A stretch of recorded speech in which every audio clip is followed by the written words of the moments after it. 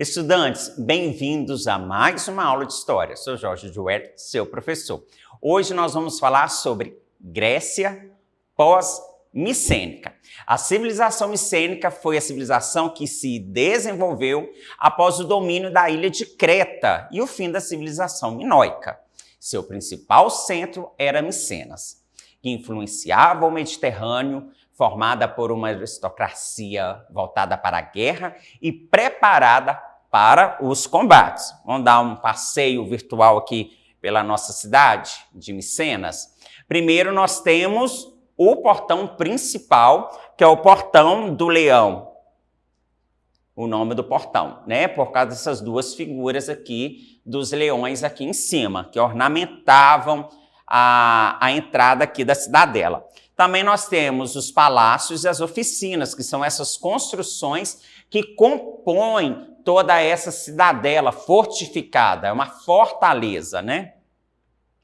Agora, uma particularidade dessa civilização foi que o cofre, podemos assim chamar, onde guardava os tesouros reais, principalmente esse cofre aqui, né, o tesouro de Atreu, ele era construído e faziam esse monte artificial, que quem chegasse achava que era um morro, né, normal. Plantavam-se árvores para esconder a entrada, para que, se essa cidade fosse tomada por invasores, dificultaria aqui a encontrar, né, o tesouro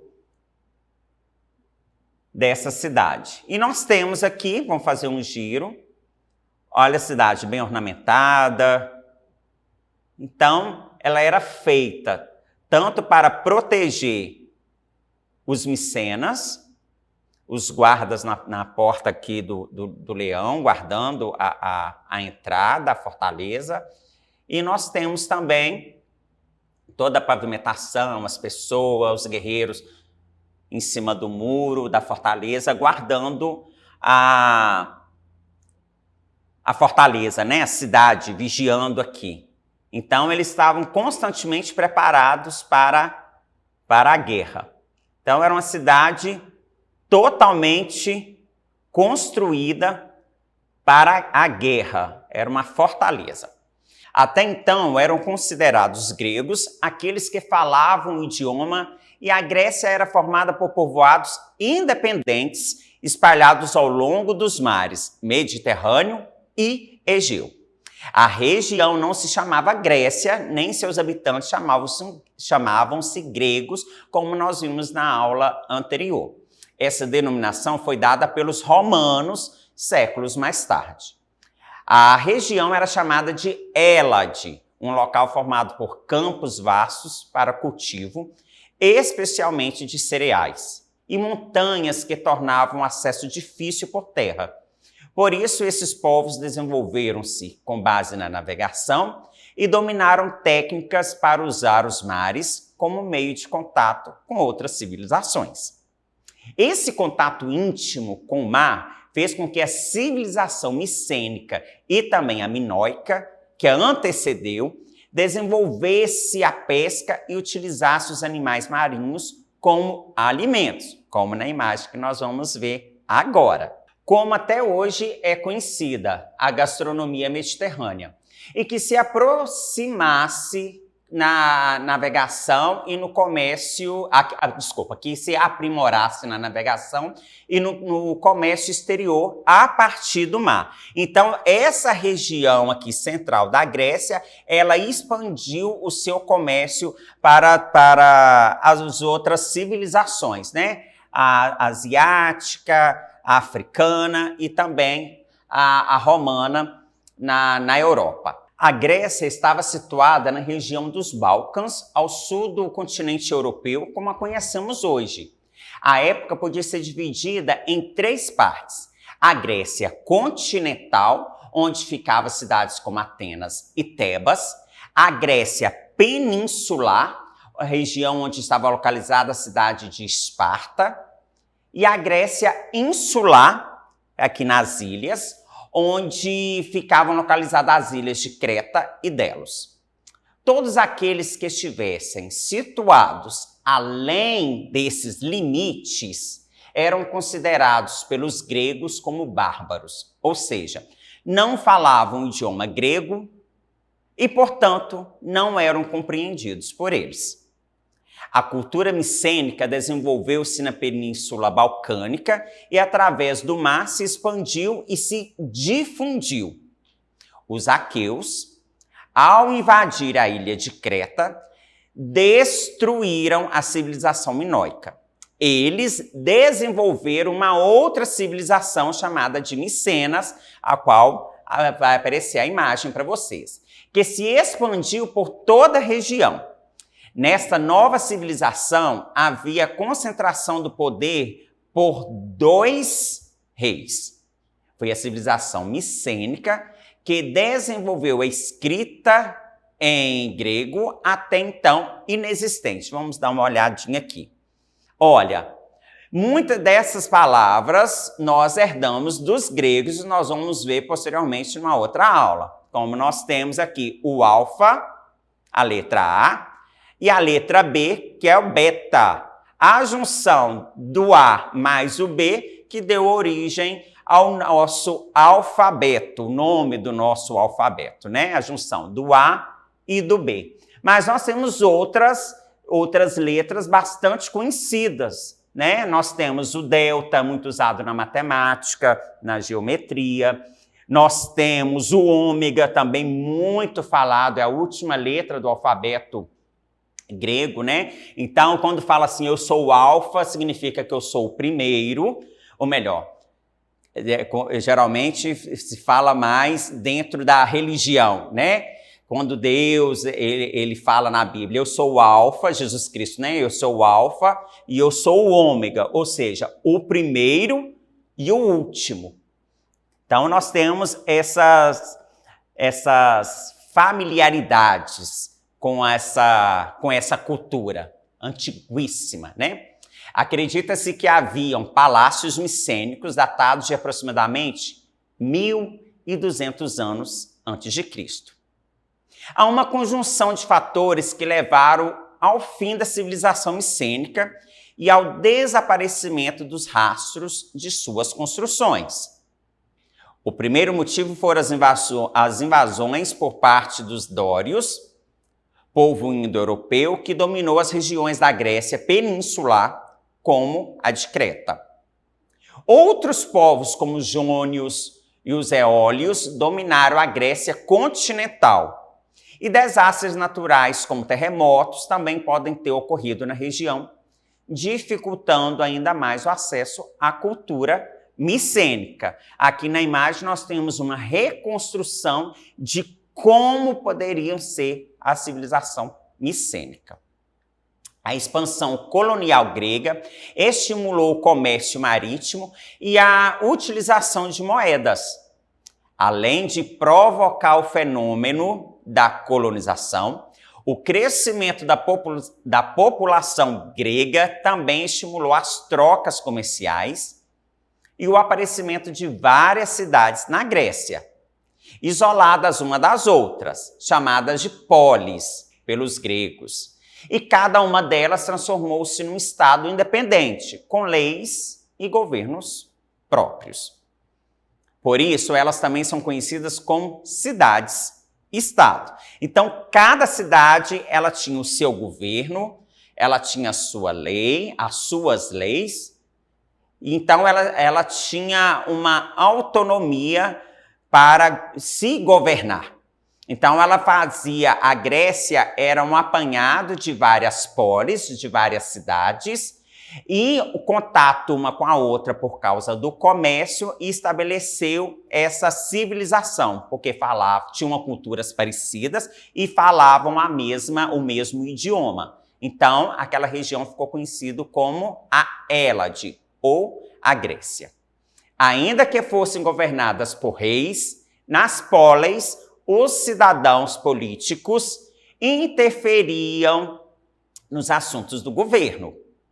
A discussão e a participação dos cidadãos nas decisões sobre os rumos da polis deram origem à palavra política.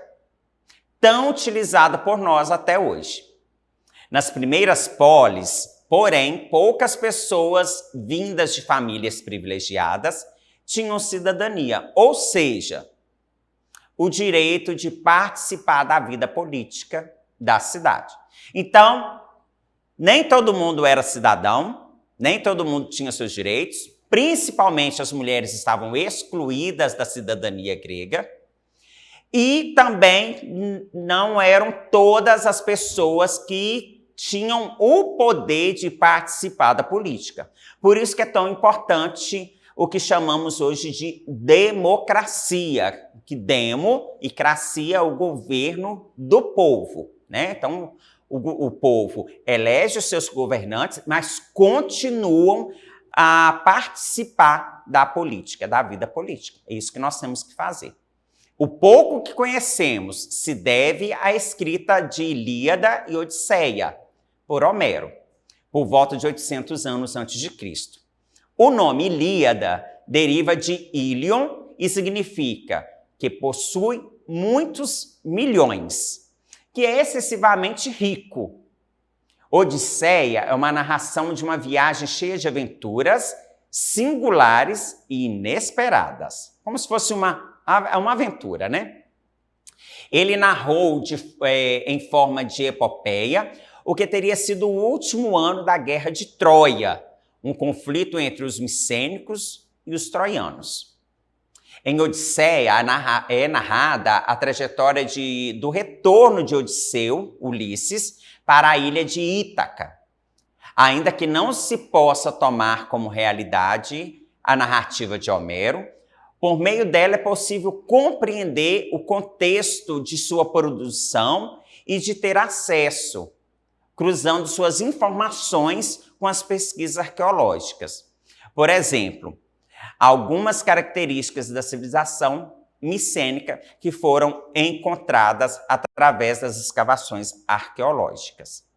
Então, dentro deste quadro, é retratado numa cerâmica, numa pintura clássica grega, essa passagem, né, da Odisseia, onde narra aqui as aventuras dos gregos, a passagem deles, as guerras. Então, ela difunde muito através das obras de artes. E é através desses bens materiais, que são patrimônios materiais, patrimônios mundiais, que nós temos esse acesso a essa civilização tão antiga e tão importante para a nossa atualidade.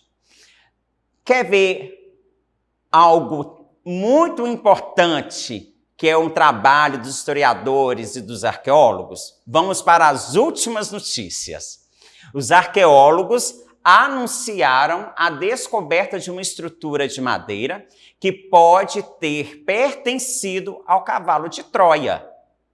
As escavações estão sendo realizadas sobre as ruínas da cidade antiga, nas colinas de Hisarlik, território atualmente pertencente à Turquia. Segundo o site Greek Reporter, testes feitos pelos cientistas não só indicam que a estrutura é do período da Guerra de Troia, como também fornecem dados que vão ao encontro dos registros de historiadores da época, como a Odisseia que nós acabamos de ver. As escavações chegam até 15 metros de profundidade e, além das ruínas, estão as muralhas da antiga cidade de Troia, onde os arqueólogos afirmam ter encontrado a estrutura de madeira.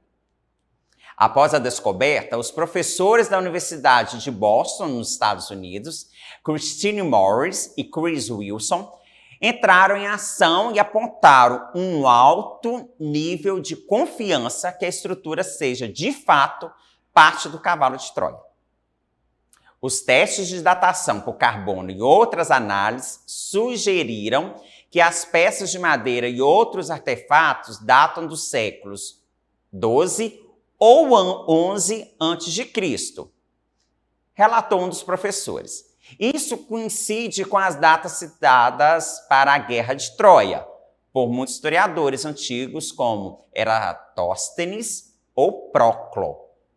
A montagem da obra também coincide com a descrição feita por muitas fontes. Não quero parecer confiante, mas tenho certeza que encontramos a coisa real. Assim falou o professor. Então, nós temos os estudos da antiguidade, agora no nosso presente, início do século XXI, ano 2021, que vem cavando e descobrindo a origem da história, uma das origens da história da humanidade, ou fatos narrados que até então a gente achava que era lenda. Quem sabe fica confirmado mesmo que esse fragmento de madeira pertenceu ao cavalo de Troia. Estudantes, para acessar as nossas atividades na plataforma SMED-GV, aponte a câmera do seu celular na imagem que aparece no canto da tela, o nosso famoso QR Code.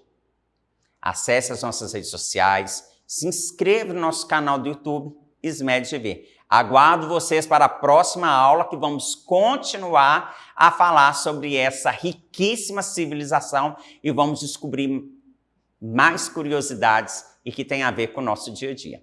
Até a próxima.